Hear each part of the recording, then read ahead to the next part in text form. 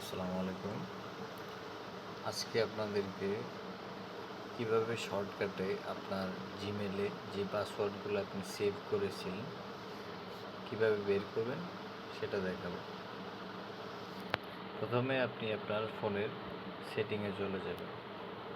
Setting অপশনে এসে আপনি এখানে দেখবেন যে এই যে গুগল, এইটা ক্লিক করবেন।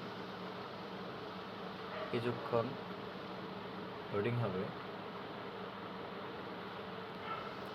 তারপর এইখানে আপনার যদি একাধিক জিমেল থাকে ওইগুলো শো করবে, ঠিক আছে।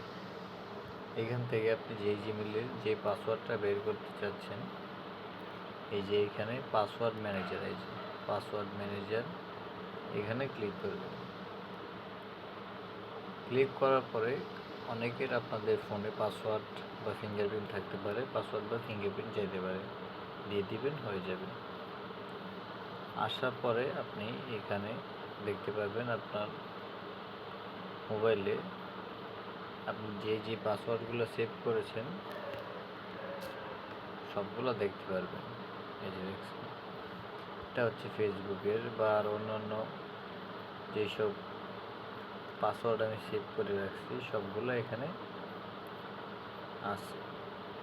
আপনি চাইলে আপনার ফোনের অথবা যে কোনো